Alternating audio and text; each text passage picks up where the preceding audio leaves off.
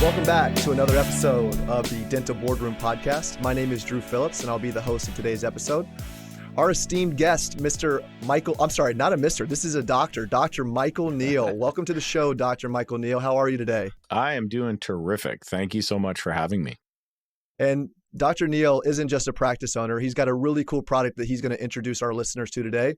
Couldn't be better timing, as we all across the dental universe are having tons of staffing and issues and staffing considerations that need to be taken into account. And that is what Dr. Neal specializes in with his group called Build My Team. So Dr. Neal, why don't you just give us a general overview of what you've been working on with this group called Build My Team, and then we'll go from there. Sure. We've created a way to hire people in healthcare practices without using resumes or interviews. And the way we do that is using an assessment process that determines what the candidates are good at, what their natural strengths and talents are. And we utilize those natural strengths and talents through a very fine filtering, automated filtering mechanism that we created to determine who the great A players, B players are for your practice. The whole thing's done for you as a service. So with essentially one consultation call, a practice can figure out who they want to hire, advise our team members of who they want to hire, and we do the rest for you. Write the job description, get as many candidates as possible by publishing through 22 different job boards, and then refine those candidates down to the ones that we absolutely know can do the job, and send you the finalist candidates for review. And the whole thing is done for a flat fee, not some outrageous dollar amount tied to their salary or anything like that. So that's the quick run through. That is a quick version. So we're going to dive into a little bit of these pieces here. So, AI, automation, whether it's robotic process automation, et cetera, big buzz around these words right now for sure. Yep. If I'm the candidate that is potentially going to be entering these forms, what type of data points are you collecting for these people? And are they fill in the blanks, or are they multiple choice? No, it's a different approach altogether. We have a text-based system. So once our team writes the job description for our clients, it's published out to 22 different job boards. As soon as that gets published, candidates can apply. And the moment they apply, within 5 seconds, their cell phone buzzes with a text message. This is all done via texting. So they get a text message for the sole reason that an email or any other mechanism, they won't even remember what job they applied for. That's how brutal it is. So we start off with the text message. They click it. They're asked to complete our assessment process. And right off the bat, about 25% of them don't move forward. We lose those people in the application process. Intentionally, they do not waste any time.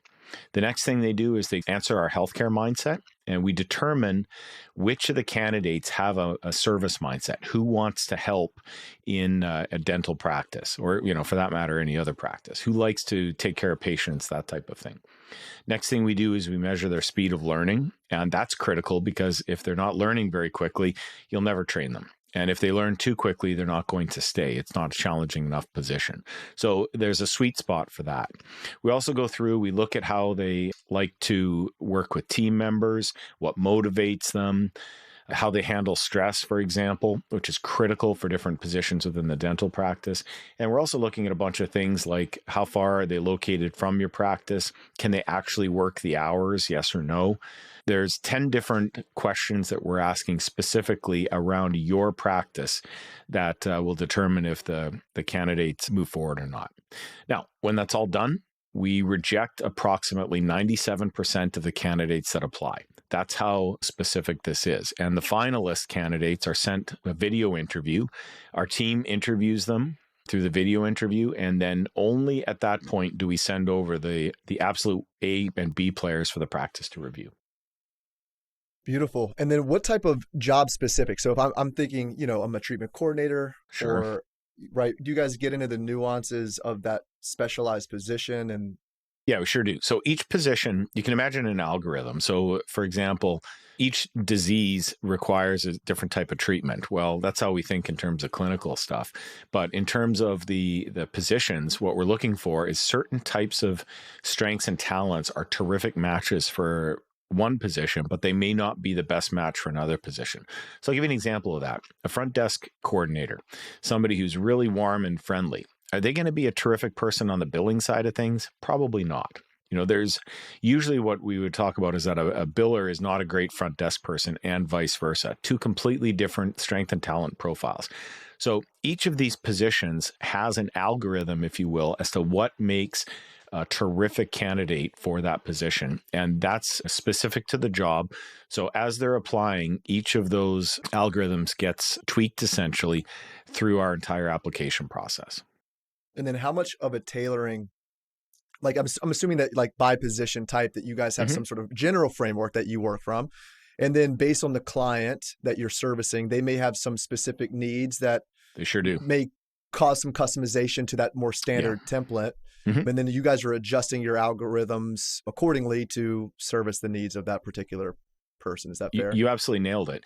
In terms of, it's not only the positions, but each practice is different. So for example, a very high volume practice is going to require people with a higher stress tolerance, and let's say more of a low volume concierge type practice.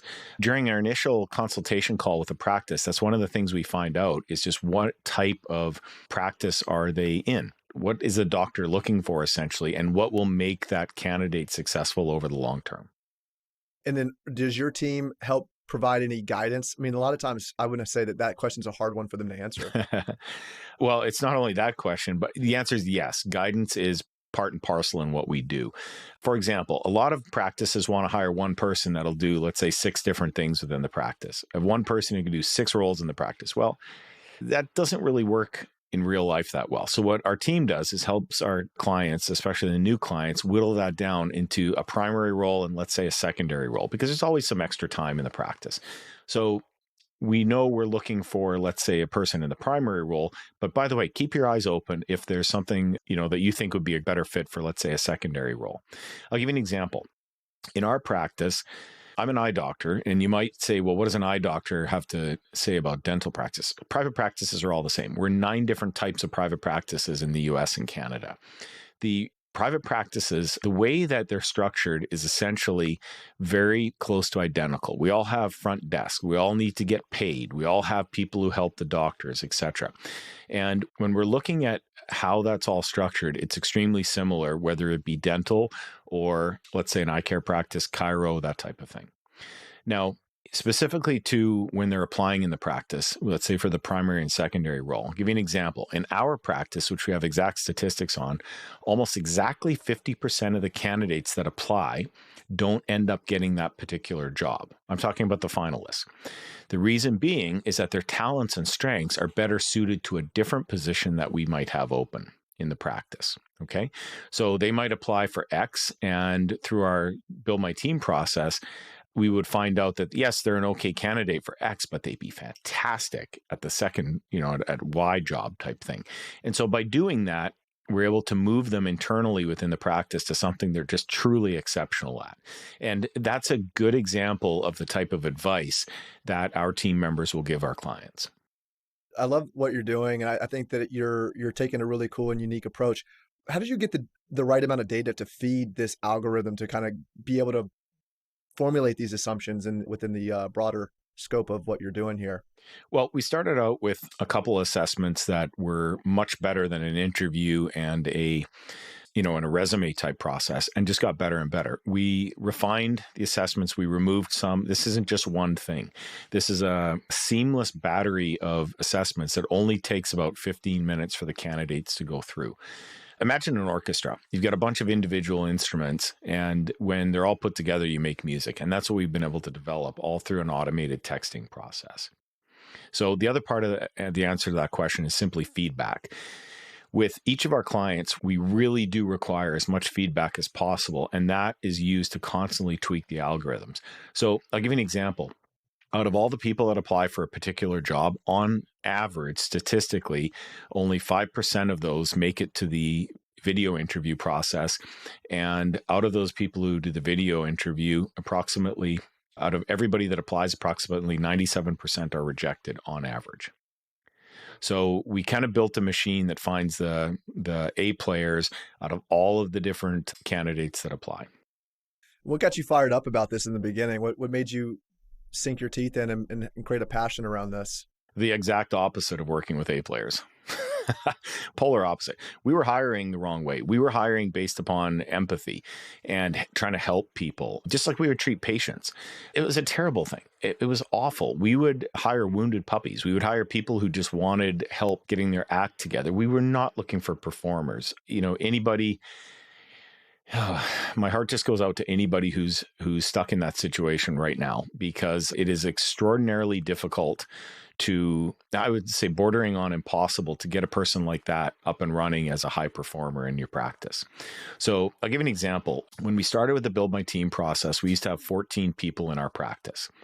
We replaced all but 2, which I know sounds aggressive. However, we did replace all but 2. We're now operating with 10 people in the practice, and our gross income went up 50% in that period of time, and our net income more than doubled in the same period of time. So you think about that, operating with 4 less people.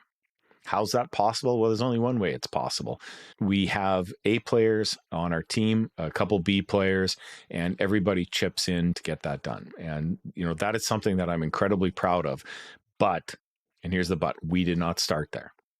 We started pretty much at the exact opposite of that.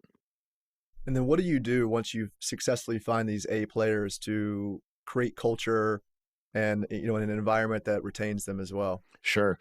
Well, getting the right people on the proverbial bus is job number 1. Getting them into the right seats on the bus is another layer of challenge with the practice. And the clients that we have that worked with us for years, it becomes kind of second nature. There's always some type of turnover in a healthcare practice. Folks leave, and there's nothing you can do about that. What you have to be completely prepared for is folks to give your notice and then take action immediately to get those positions filled. And that's what Build My Team specializes in. So we would have a conversation with the practice owner and, what did you like about this person? What didn't you like about this person? And it's essentially an opportunity to upgrade the person going into that role. So how do you guys solve, or how do you try to solve for the supply issue, right? This algorithm works great when there's applications, right? Mm-hmm. But if we have 0 applications, or we have trouble getting people, to show interest, do you guys have a way of trying to go target people as opposed to being a little bit more passive and letting people come to you? Yeah, I would say there's 2 things mainly that I would say 3 things. 3 things mainly that we're looking at. One is our team writes the job description. We're writing job descriptions with very specific language, looking for people who want to make a contribution to that type of practice. Second, we publish it out to 22 different job boards. It's an incredibly wide-reaching job ad. So it's just not going out to the 1 or 2 job boards.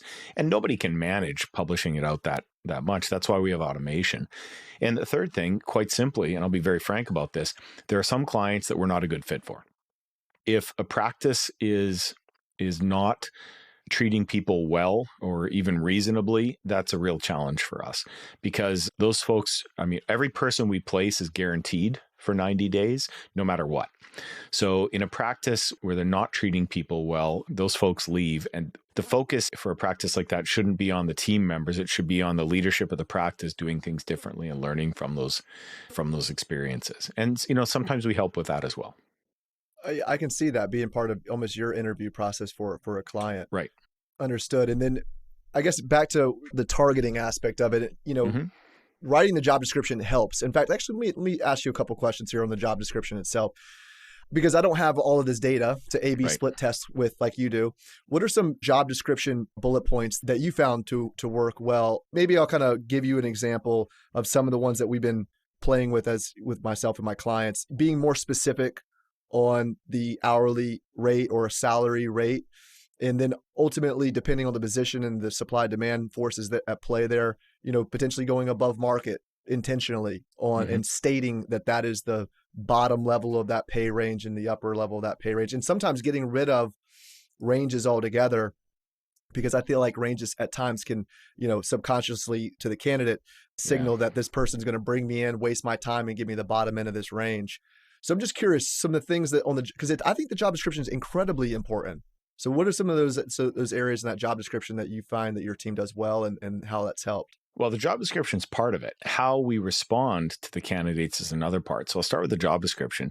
We don't put anything about salaries in the job description, none at all. we talk about contributions, impact.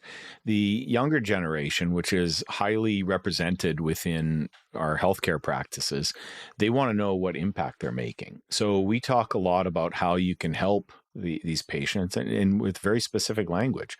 That is great for the people that are reading the job descriptions. Most of them don't. Most of the people applying for these are looking for the titles of the job description. And so we have some secret sauce that we use for those types of things. And then on top of it, the really great candidates are blown away. And we hear this over and over again. They're blown away by the responsiveness of our system. Now, I don't think a lot of them realize it's highly automated, but even we do have customer service on the back end behind this automation for candidates who need it. And they're always getting fantastic responses and fast. So what does that do? For our clients, it differentiates them dramatically. You will get a response from Build My Team when you apply for your job at 3 a.m. on a Sunday. That means that your practice is better than any other practice they're applying to. Quite simply, when a practice is viewed by a candidate as highly decisive and I won't say aggressive because it's not aggressive, but assertive. They're very responsive and decisive.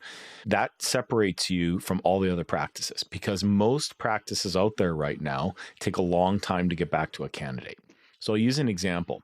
When in my practice, if we have to fill a position, once the video interview is done, Build My Team sends it over to our practice manager, and she's going to review that within an hour or two. It is like number one priority to take a look at the information that's provided by Build My Team for the candidate, and then reach out and get an interview scheduled.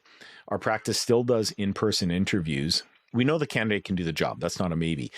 We like to pick the person who would be the best fit. And sometimes, like I said, they're switched from one position to another. So we do that in person, but they're always done extraordinarily quickly. We do not wait 2 to 3 days to schedule an interview. If they can come in that afternoon, they come in that afternoon. And there's been some pushback on that. Well, you're seeming too aggressive. You're seeming like, no, absolutely not. Categorically not. Those days are over. You cannot drag your feet on hiring A players. They will go elsewhere. They already have other job offers. They've already got stuff in their own pipeline. They're gone if you seem indecisive. They don't want to work for folks who can't make decisions reasonably quickly.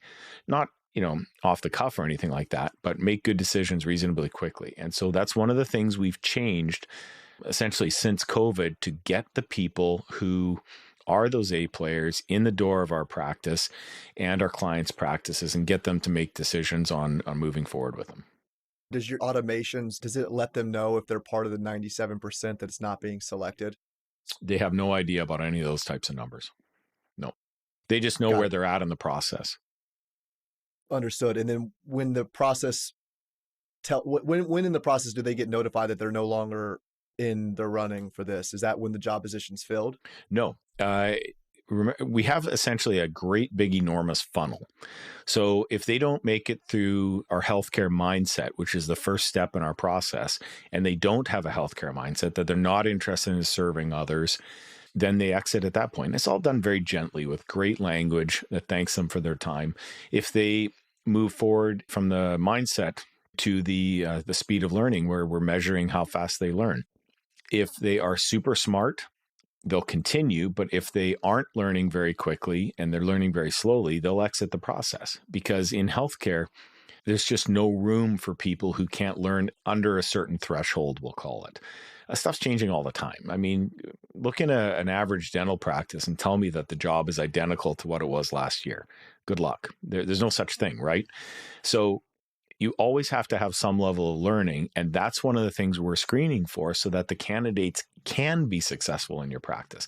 And it just goes on from there as we move through each of the different steps.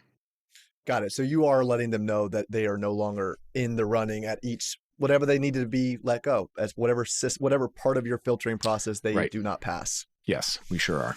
Yep. Okay, cool. That's only fair to them. That, yeah. Yeah, that's only fair to them. Everybody gets treated extraordinarily well through this process. And what we also see with candidates who leave us reviews for Build My Team. And one of the things they really love is how much they learned about themselves through this process. It's kind of an odd thing to hear back from candidates, but the really great candidates love this stuff because imagine from their perspective, your practice is so diligent about picking out great team members. I cannot possibly wait to work there. You must have an amazing staff. That's what their perception is. Help me understand, like maybe I just need to remove some of my own preconceived biases here. But if an A player is out in the world searching for a job and they've been in that role for a while, I feel like salary and wage and certainty around what that potential position is going to be offering is important to those types of candidates. Whereas, entry level assistant or here and there, like they're just looking for something, obviously mindset and work ambition, right. All those things that you're capturing, lovely. Right. But just curious how you guys are getting around the wage piece and have you guys looked at the data to see if we might be missing some potential candidates by leaving it off? Well, we ask 10 different what we call knockout questions as part of this process. So one of the questions, and I'll read it word for word, what hourly income are you hoping to receive at this place of employment? And they have to answer that with an open-ended answer. So, for example, one of the candidates, I'm hoping to receive at least $17 an hour. Now, the dollar amount doesn't matter per se. What does matter is that that's in the realm of what the practice can move forward on. So if they say they want to get paid $50 an hour as a front desk assistant, okay, next. We can all agree on that, right? If they say that they want $8 an hour, whoa, hold on. That's just as big of a red flag. That person is absolutely desperate. And so there's, like all things, there's a sweet spot in the middle. And for example, if a practice wants to bring in that person who said 17, let's just say, for example, a practice is willing to pay up to 20. Well, what our team would suggest is you bring them in at 18, provide a path so that they can advance to $20 an hour. You immediately get a tremendous amount of goodwill from that person. It costs you $1 an hour, which is minimal, but they're going to work the tail off for you because you did something for them. You gave something to them that they didn't expect. And that's just a terrific way for a practice to find out those kind of nitpicky answers that don't have to be asked in an interview. And it also removes the mercenaries from the equation, the folks who will leave your practice because a dental hygienist job offered 50 cents more an hour. I mean, we heard that all the time. Things like that. Because remember, these candidates aren't just applying at your dental practice. They're applying at an eye care practice, a chiro practice, a general medical practice. They don't discern the difference. What they're looking for is healthcare. They want a stable paycheck. And they know that healthcare is going to allow them to feed their family. They're not digging holes for a living. They're sitting in a nice, comfortable, air-conditioned office, and they get to talk to people all day. Not such a bad gig. But they don't necessarily care if it's dental or another type of practice. So that's why it's very important that we take a long, hard look at those types of things. Do you have examples of some success stories that you'd like to share through some of your clients leveraging the product?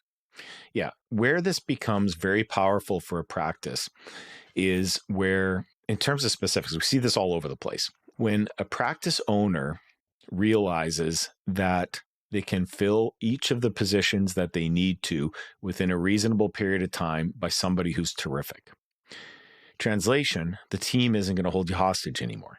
I mean, if I go back to before Build My Team, oh boy, we would be held hostage by a team member for everything because you needed them. You absolutely had to have that A player stay in your practice or the whole thing falls apart because they're surrounded by a bunch of people who weren't doing much of anything. What this does instead is it allows you over time to focus on getting the great team members in. And then quite honestly, you got to take a long, hard look at the people who aren't performing. You get them a position elsewhere or just exit them from your practice so that they can get a position elsewhere that they're fantastic at. And so by doing that, over time, what you end up with is a practice that's filled with A and B players and performers. They perform in your practice day to day. They come in the morning, they use their strengths and their natural strengths and talents all day, and they go home at the end of the day thinking, well, that wasn't so bad. That's pretty cool. We got to help all these types of people, that type of thing. That's who we're bringing into the practice here. And so when you have a private practice set up like that, you can do things that you just couldn't think of possibly achieving in the past. And my practice is a great example of that. As I said, we went from 14 people down to 10 with a 50% net increase and doubling the net income. It sounds too good to be true.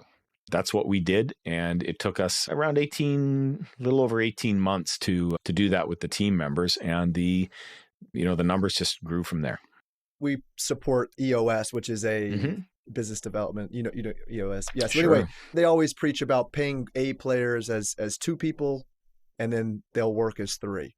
And your 10 compared to 14 formula kind of aligns with that methodology. Well, what we get it one step better than that, because a lot of the people we're bringing in don't have experience. Now, sometimes that freaks dentists out when they hear that. It shouldn't, and I'll tell you why. They walk into the position, they're automatically good at what they do. They pick this up very, very quickly. They love what they're doing. They love the opportunity. You do not have to deal with enthusiasm problems with these folks. So now it's not just a job to them. This is a new career. And in a lot of dental practices, there's tremendous room for advancement. They could start as a dental assistant, go through hygienist training, all kinds of stuff like that. So when we bring these people in, you're not paying them you're not paying them twice as much. A lot of times you might be paying them less or something similar, but it's a new career for them and they love it. It's a completely different approach that works incredibly well for non-licensed positions. That's where our absolute sweet spot is. And as I said, we've been able to demonstrate this throughout the country, all kinds of practices. So you're actually, in fact, increasing the labor market within all of these verticals because you're going after great people as opposed to people with prerequisite skill sets. Yes, well, and you nailed it. And in dentistry, one of the number one things we hear from dentists is the labor pool is recycled. It's just constant recycling of the same people over and over again. And the mercenaries amongst them will leave for 25, 50 cents an hour or more. That's ridiculous. You can't win that game as a dentist. You need to change the game. And that's where our approach comes in. We're bringing in people who just are completely outside the profession, can do the job incredibly well. And I'll tell you, in most cases, will be better than the team members that they're coming in around. That changes things in a hurry. I believe that. And what's the lead time usually for you guys in terms of client signs up, and then hiring process is completed, someone is hired? Just curious if you have some data points there. Well, it completely depends on where they're at in the country. So for example, urban versus rural, the number of dental practices, so the saturation of the dental practices, if it's a dentist in the middle of nowhere, that's one thing. If there's 10 of them on a particular road, that's challenging. We're generally in the realm of 4 to 8 weeks for a position. However, I'll give you an example. Practices that sign up with us have to be prepared to move quickly. The fastest we've ever done this was for a surgeon who sent us a text. I quote, "I need a heartbeat." That was Sunday night. Okay, look, don't do that. That was terrible. But that's what we got. And we had a person in there on Wednesday, and her first day was Thursday. Now, she's still with him years later. So that's an extreme example, but it can happen that quickly because remember, this is all automated. But generally, we're looking at between 4 to 8 weeks. But remember, when our team sends an A player over, you got to jump on them because they're applying to all kinds of other practices.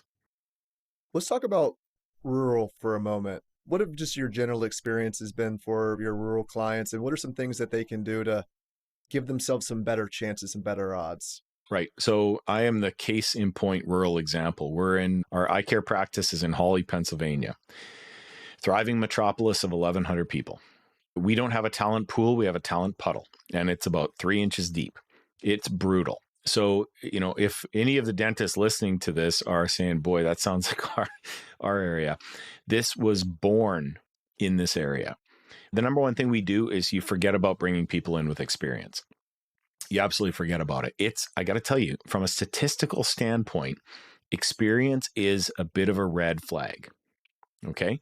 Now, this is something that separates our approach from a traditional hiring method. And especially in dental, where there are so many mercenaries and folks that are recycling these jobs.